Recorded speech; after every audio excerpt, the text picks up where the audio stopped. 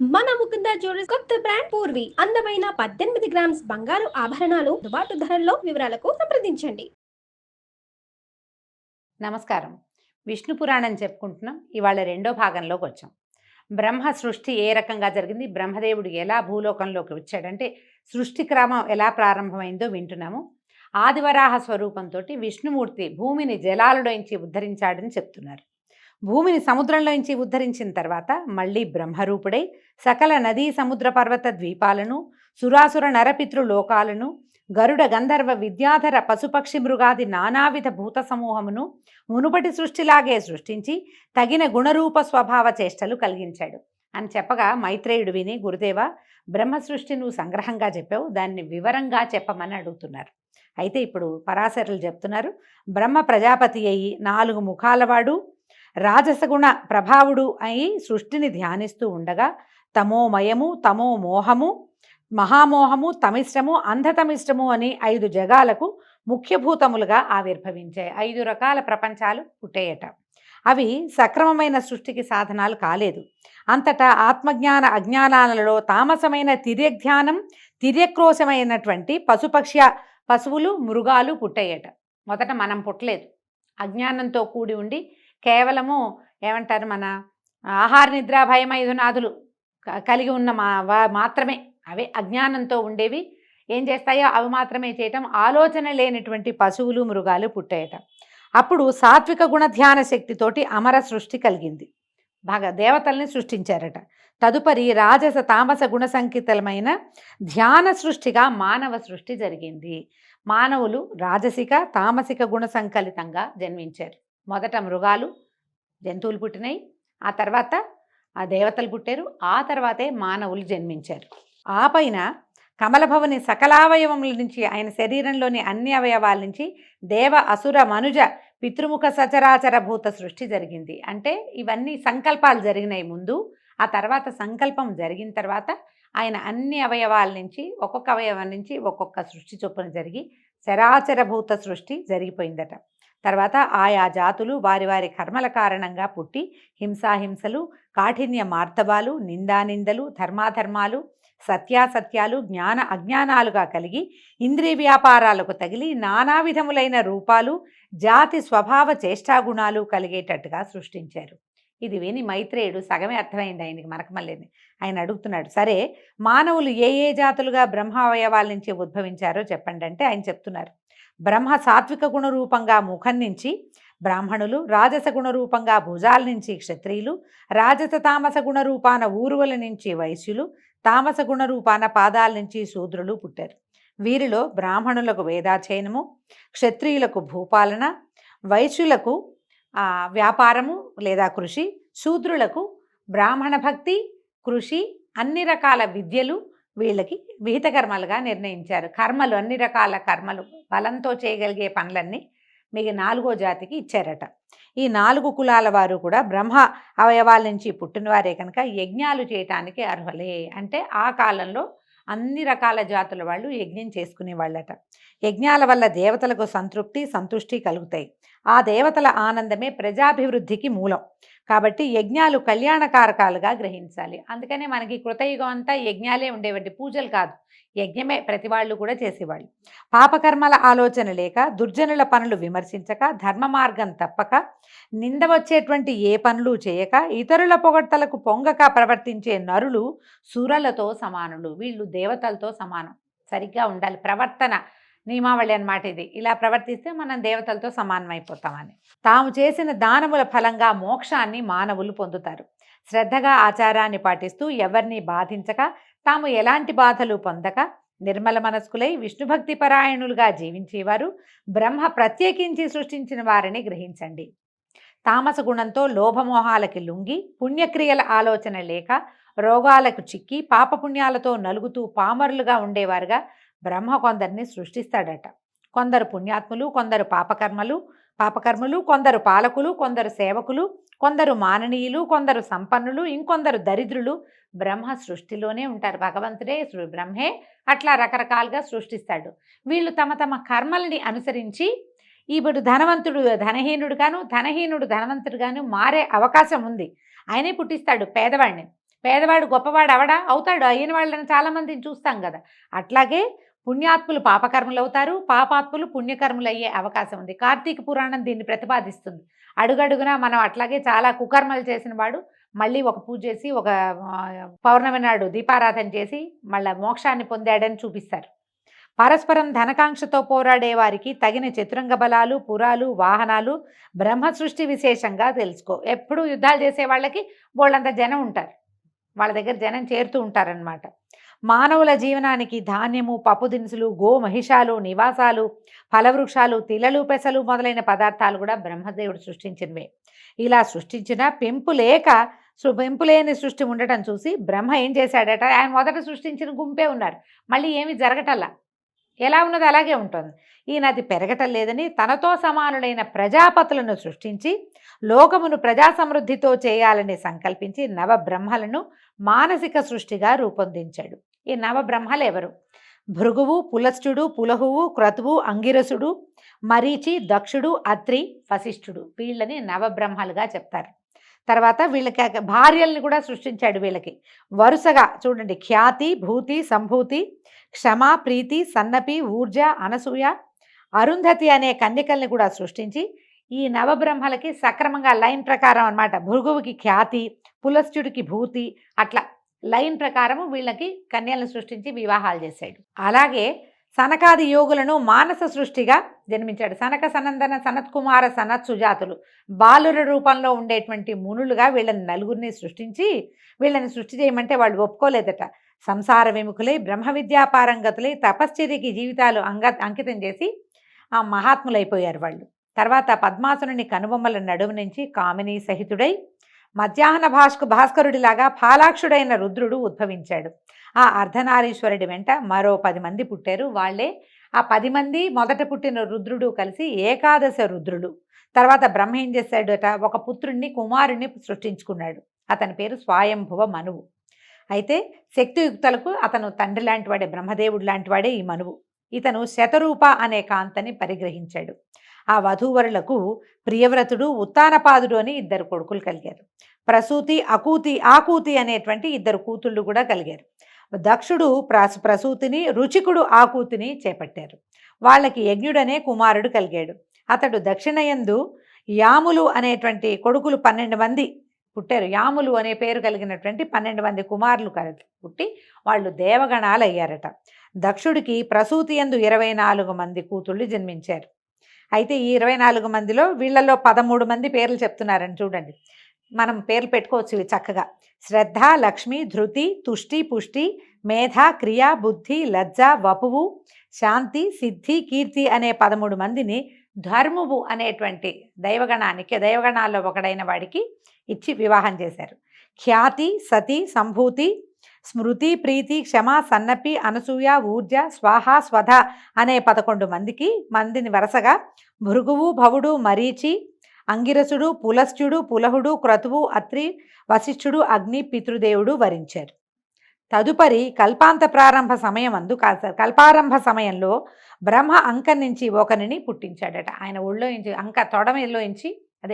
ఇంచి ఒకడిని పుట్టిస్తే అతని పేరు నీలలోహితుడట. ఆ పుట్టిన వెంటనే ఆ శిశువు నాకు ఏడ్చేట, నాకు పేరేమిటి అని అంటే రోధించటం వల్ల అతనికి రుద్రుడు అని పేరు పెట్టారట. ఆ బాలుడు అలాగే 7 సార్లు ఏడిస్తే 7 సార్ల నుంచి భవుడు, శర్వుడు, మహేశ్వరుడు, పశుపతి, భీముడు, ఉగ్రుడు, మహాదేవుడు అని పేర్లు పెట్టి రుద్రాదిగా ఆ 8 పేర్ల వాణిని చేసి 8 మందిగా విభాగించారట. ఈ 8 మంది ఎవరు? బ్రహ్మదేవుడి నుంచి జన్మించిన రుద్రులు సూర్యుడు, జలము, పృథ్వీ, వాయువు, అగ్ని, ఆకాశము, దీక్షితుడు, చంద్రుడు అనే శరీరాలుగా ఉండేటట్టుగా చేసి వరుసగా వాళ్ళకి మళ్ళీ భార్యల్ని సృష్టించాడు. ఇదంతా బ్రహ్మ సృష్టేనండి. వాళ్ళకి సువర్చల, ఉష, సుకేసి, శివ, స్వాహ, దిక్కు, దీక్ష, రోహిణి అనే వారికి భార్యలుగా చేశాడు. వీళ్ళకి వరుసగా భార్యల్ని సృష్టించాడు. అష్టమూర్తి అయిన రుద్రునకు మేనకా హిమవంతులకు జన్మించినటువంటి ఆదిశక్తి పరమేశ్వరి గౌరీ సతిగా ప్రస్తుతి పొంది భార్యగా అయింది. మొట్టమొదట అయినటువంటి రుద్రుడికి సతీదేవి భార్య అయింది. భృగువుకి ఖ్యాతి యందు ధాత, విధాత అని 2 కొడుకులు కలిగారట. లక్ష్మి అనే కూతురు కూడా భృగు, అందుకనే భార్గవి అంటారు లక్ష్మీదేవిని. భృగు నందనగా చెప్తారు. భృగుకి మొదట లక్ష్మీదేవి జన్మించింది. ఆ లక్ష్మిని శ్రీహరికి ఇచ్చి వివాహం చేశాడు. అప్పుడు మైత్రేయుడు అడిగాడు. మనకు వచ్చే ఆలోచన మైత్రేయుడికి కూడా వచ్చింది.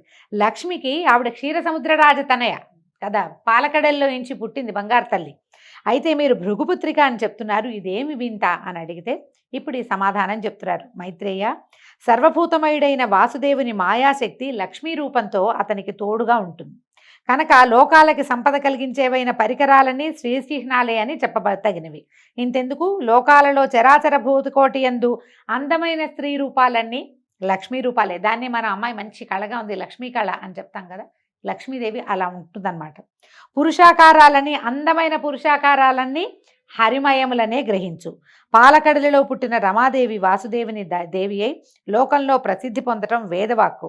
ఆ వృత్తాంతం మరీచి బ్రహ్మముఖత నేను విన్నది చెప్తానంటున్నాడు. ఇంకో వృత్తాంతంలోకి వెళ్ళింది. ఇందులో కొన్ని అసంబద్ధంగా అక్కడ అలా ఉంది, ఇక్కడ ఇలా ఉంది అని అనిపిస్తుందండి. ఇవేంటంటే ఒక్కొక్క కల్పంలో జరిగినవి, కథలు కథలుగా చెప్పుకున్నవి, ఆసక్తికరంగా ఉన్న కథలని ఒక చోటకి చేర్చబడతాయి. ఇవి ఒక కల్పంలో ఈ కథ, ఇంకో కల్పంలో ఇంకో కథ, కొంచెం డిఫరెన్స్ తోటి కనిపిస్తుంది. అందుచేత కొంచెం ఎక్కడో ఒక కనెక్టివిటీ పోయిందని మనం భావిస్తాం, కానీ కనెక్షన్ ఉంది, అంత ఎక్కువగా లేదు, అంతే. అత్రికి అనసూయందు శంకరాంశతో జన్మించిన వాడు దూర్వాసుడు. కోపానికి పురుష రూపం. కోపించాడంటే బ్రహ్మరుద్రాదుల్ని కూడా గడగడలాడించగలిగినటువంటి అపరరుద్రుడు. తాపసులలో మిన్నగా పేరుగన్నవాడు. ఒకప్పుడు భూమినంతను పరిభ్రమించి ఇంద్రలోకానికి వెళ్ళాడు. అప్పుడు ఒక విద్యాధర కాంత నందనవనంలో ఉన్న పారిజాతాల నుంచి పువ్వులు కోసి దండ అల్లి పట్టుకుని వస్తూ ఈ దూర్వాసును చూసి ఆయనకి సమర్పించిందట.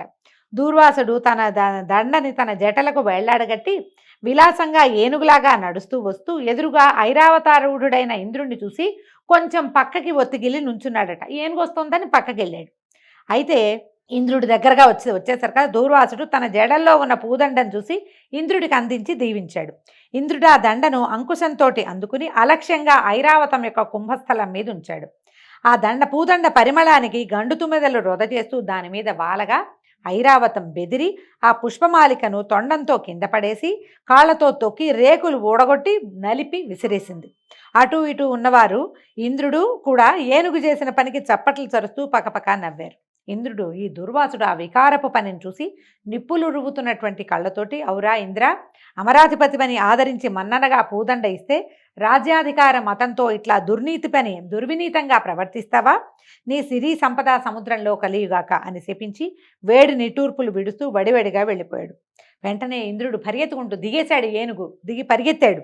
దూర్వాసునికి ఆ పాదాల మీద సాష్టాంగంగా నమస్కరించి చేతులు జోడించి నన్ను క్షమించమని బతిమలాడాడు. నా తెలివి తక్కువతనాన్ని క్షమించు, అనుగ్రహించు అని గద్గద కంఠంతో ప్రార్థిస్తే ఆయన నెయ్యి పోసిన అగ్నిలాగా, అగ్ని కాజ్యం పోసినట్టు అంటాం కదా, ఇంకా ఉడికెత్తిపోయేట. దురాత్మ, మర్యాదామన్నా లేక నన్ను అవమానించావు. ముజ్జగాల దొరతనం అంత మత్తెక్కించింది నీకు.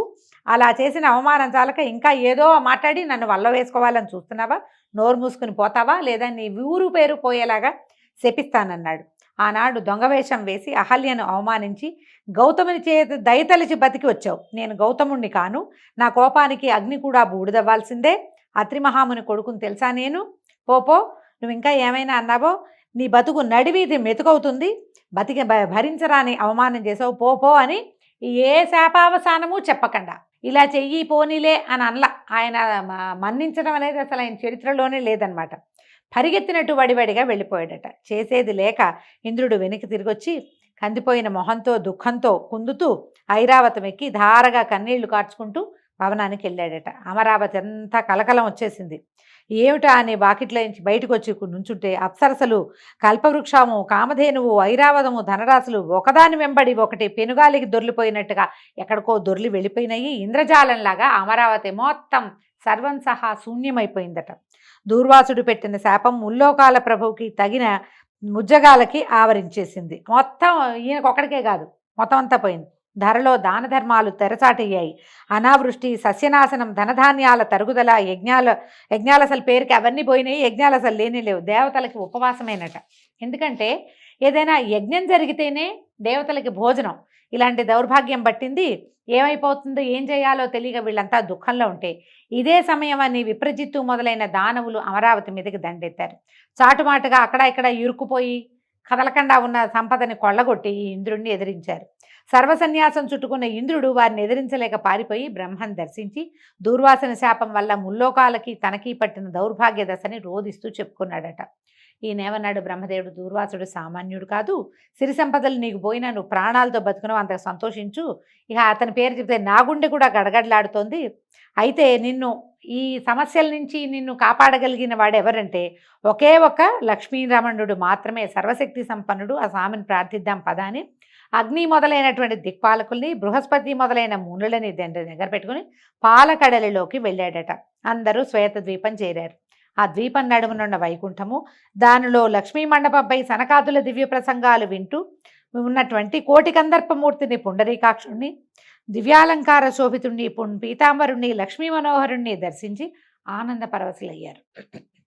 వీళ్ళ దగ్గర ఉన్న సంపద అంతా పోయింది, కానీ సాక్షాత్తు లక్ష్మీరమణుడైన విష్ణుమూర్తి మాత్రం ప్రశాంత చిత్తంతో ఉన్నాడు. శ్వేతకల్పం అంతా వైభవోపేతంగానే ఉంది. అప్పుడు ఈయన అడిగాడు, దేవేంద్ర ఏం వార్త, ఇంత చిన్నబోయినట్టుగా ఉన్నావు, నీ కళ తగ్గిపోయింది, బ్రాహ్మణ క్షోభ ఏదో నీకు తగిలినట్టు తోస్తోంది అని అంటే, అప్పుడు ఈ దూర్వాసుడు శపించడము, ఇంద్రరాజ సంపద అంతా నాశనం అవటాన్ని, ఇది ఎలా తప్పుతుంది, ఈ దౌర్భాగ్యం నుంచి తప్పించుకోవటం ఎట్లా చెప్పమంటే, అప్పుడు ఏం చెప్పాడంటే, వాసవ విచారించకు, నేను చెప్పేది వినమన్నాడు. దిక్పాలకులతో వెళ్ళు, రాక్షసులతో కపటపు సంధి చేసుకుని వాళ్ళు మీరు పాల సముద్రంలో ఓషధి లతలు వేసి మందరగిరి కవ్వంగా వాసుకి తాడుగా ఆ సముద్ర మథనాన్ని చేయండి. నా సహాయం సమయానుకూలంగా ఉంటుంది.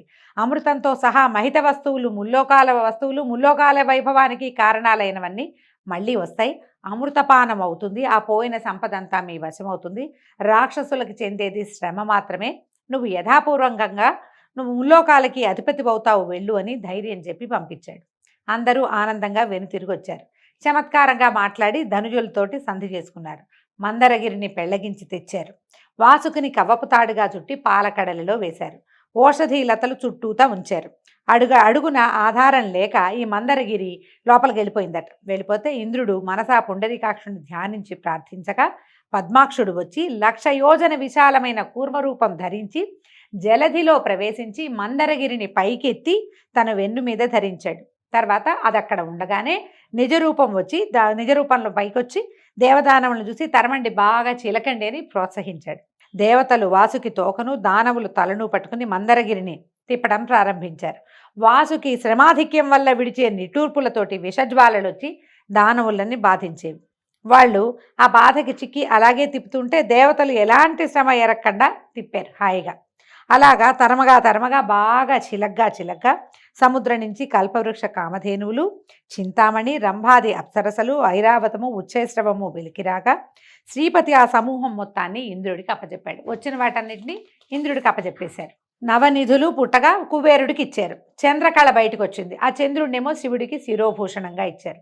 ఒక కళ్ళు కొండ వచ్చిందట. దాన్ని దానవులు కైవసం చేసుకున్నారు. మనం సాధారణంగా వినలేదండి, ఇది కొంచెం ప్రత్యేకంగా కనపడుతుంది. భరించరాని విషం వస్తే దాన్ని సర్పాలు తీసుకునేవి. ఆ తర్వాత అమృత కలశం పట్టుకుని దివ్యాంబర ఆభరణధరుడైనటువంటి ధన్వంతరి బయటికి వచ్చి కనుసైగ చేత విష్ణువు సైగ చేసేసరికి తీరంలో ఉన్న ఒక చెట్టు కింద నుంచున్నాడట వెళ్ళి. తర్వాత పద్మపాణి, లోకజనని, విద్వాంసుల ఉపాస్య దేవత, త్రైలోక్య సుందరి, దయారాశి అయినటువంటి లక్ష్మీదేవి పాలకడలి తరంగాల మీద నుంచి అల్లనల్లన నడిచి తీరానికి వచ్చింది. మునులు శ్రీదేవిని శ్రీసూక్తంతో స్తుతించారు. విశ్వావసువు మొదలైన సుగంధర్వులు శుభగీతాలు పాడారు. ఘృతాచి మొదలైన అచ్చరలు ముచ్చటగా నాట్యమాడారు. ఐరావతాది దిగ్గజాలు సువర్ణ కలశాలలో గంగాజలం తెచ్చి అభిషేకించాయి. సముద్రపతి ఎన్నడూ వాడని పద్మమాలికలు ఇచ్చాడు. విశ్వకర్మ దివ్యరత్న అలంకారాలు సమర్పించాడు. బ్రహ్మరుద్రాది దేవతలు దివ్యమాల్య అంబరాలతో, మాల్యాంబరాలు అంటే మాలలు, వస్త్రాలు కూడా చందనము తీసుకొచ్చి అలంకరించారు అమ్మని. ఇలాగా మహావిభవాభిరామ అయిన ఆ దేవదేవిని దేవదేవుడు పరిగ్రహించి విష్ణుస్థల వక్షస్థల నివాసినిగా చేసుకున్నాడు. ఆమెను ఎత్తి తన హృదయంలో ప్రతిష్ఠ చేసుకున్నాడు. మొదట ఆవిడ బయటకు వచ్చినప్పుడే అమ్మ నిత్యానపాయని అయి ఆయన వక్షస్థలాన్ని ఆశ్రయించి ఉన్నదట. తర్వాత ముల్లోకాలు సకల సంపద్వృద్ధిని పొంది కళకళలాడాయి. శ్రీహరి తనకు శత్రువులైన దానవులకు తృణమైన చేరనీయక జలధిలో సంభవించిందంతా తన అనుచరులైనటువంటి దేవతలకే సంక్రమింపచేశాడు. అప్పుడప్పుడు ఇది అన్యాయం కదా అనిపిస్తుందండి. ఏమీ ఇవ్వలేదు, వాళ్ళతో చిలికిచ్చాడు కానీ వాళ్ళకి ఏమి ఇవ్వలేదు, పక్షపాతిగా ప్రవర్తించాడు అనిపిస్తుంది. భగవంతుడు స్వపక్షపాతిగా ఉండటం మరి సహజమేనేమో, ఆయన సహజ లక్షణం అయి ఉంటుంది. అంతలో విప్రజిత్తి మొదలైన దానవులు గుమికూడి ఉరికి అమృత కలశం తీసుకుపోయారు. దేవతల బికమొహాలతో చూస్తూ నుంచున్నారు. శ్రీపతి వెంటనే మోహిని రూపంతో దానవుల వద్దకు వెళ్ళి వాళ్ళని మోహ విభ్రాంతుల్ని చేశాడు. చిరునవ్వు, చిలికి చూపులు, హంస నడకలు, చేసంజ్ఞలు మొదలైన విలాసాలు ప్రదర్శించే ఆ మోహినిని చూసి ముగ్ధులైపోయారు. దానవుల మాట చెప్పనే అక్కర్లేదు. తమ వద్ద అమృత కలశం ఉందన్న విషయమే మర్చిపోయి పరవశులైపోయారు. ఆ అవస్థలో మోహిని వారి వద్దనున్న అమృత కలశం తీసుకొని పోయి దేవతలకు పంచిపెట్టింది. అమృతపానంతో ఇంద్రుడు రెట్టించిన బలపరాక్రమాలు కలిగిన వాడయ్యాడు. వజ్ర ప్రయోగంతో దానవులను హడలగొట్టగా చేసేది లేక దానవులంతా పాతాళానికి పారిపోయారు. మందర పర్వతాన్ని మునుపటి చోటుంచి వాసుకుని ప్రశంసించి పంపించి దేవతలు తమ స్థానాలకి వెళ్ళిపోయారు. ఆ తర్వాత ఇంద్రుడు లక్ష్మీకాంతునికి నమస్కరించి ఆ స్వామి కరుణ చేత ముల్లోకాల పాలనాధికారాన్ని పొందాడు. సూర్యుడు ప్రసన్న దీప్తిమంతుడై ప్రకాశించాడు. గ్రహతారక గణాలు యథాపూర్వకంగా వెలసిల్లాయి. అగ్నిహోత్రాలు దక్షిణార్చులతోటి వెలిగాయి. భూతకోటి హృదయం ధర్మజ్ఞానంతో విలసిల్లింది. భూమండలము అనావృష్టి దోషము, తర్వాత రాచ దురుసుతనము పోయి సస్య సమృద్ధితోటి ప్రజాభివృద్ధితోటి రాణించింది. అంటే ఈ సముద్రం చిలకటం వల్ల కేవలం దేవతలకి దానవులకే కాదు సమస్త ప్రపంచానికి కూడా ఈ లక్ష్మీ సమృద్ధి కలిగిందని చెప్తున్నారు. సకల లోకాలు సంపత్కరాలయ్యాయి. ఈ విధంగా లక్ష్మీ విలాసం వల్ల లోకాలన్నీ నిండుకుండలయ్యాయి. ఇంద్రుడు శ్రీకాంతుని అనుమతితో అమరసమేతుడే అమరావతికి వెళ్ళి సమధిక కళతో ధర్మ మార్గాన్ని ప్రవర్తిస్తూ ఉన్నాడు. నిత్యము తనని ఉపాసిస్తున్న ఇంద్రునకు మహాలక్ష్మి ప్రత్యక్షం కాగా సాష్టాంగ నమస్కారం చేసి చేతులు ముగిచి ఇంద్రుడు ప్రస్తుతించాడు అమ్మవారిని. అయితే ఏమిటి, ఇదే మనం ఇంద్రస్తుతము, మనం నమోస్తు మహామాయే శ్రీపీఠేశ్వర పూజితే అని ఒక స్తోత్రం చదువుకుంటాం. ఇంద్రకృత మహాలక్ష్మి అష్టకం అది ఈ సమయంలో పుట్టిందనమాట. అందుకని మహాలక్ష్మి అష్టకం చేసుకున్న వాళ్ళకి లక్ష్మీ కటాక్షం సుప్రసన్నంగా ఉంటుందని చెప్తారు.